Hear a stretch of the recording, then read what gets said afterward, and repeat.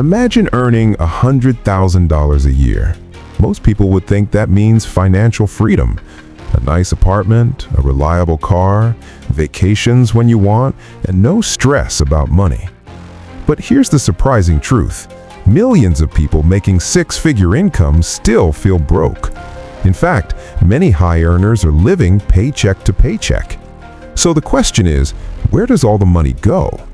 The answer is something called lifestyle inflation.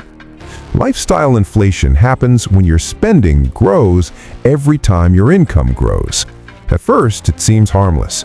You get a raise, so you upgrade your lifestyle a little. Maybe you move into a nicer apartment. Maybe you upgrade your car. Maybe you start eating out more often.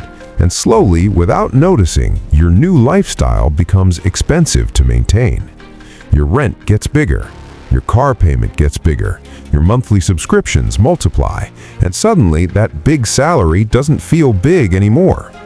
This is why many people earning $100,000 still feel financially trapped. Because higher income doesn't automatically mean wealth.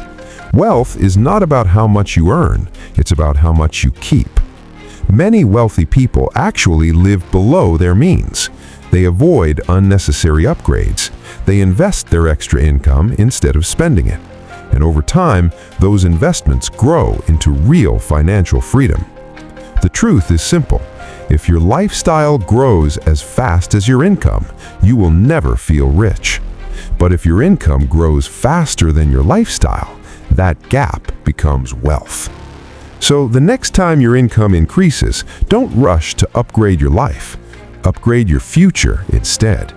Because the real goal isn't to look rich. The real goal is to become financially free.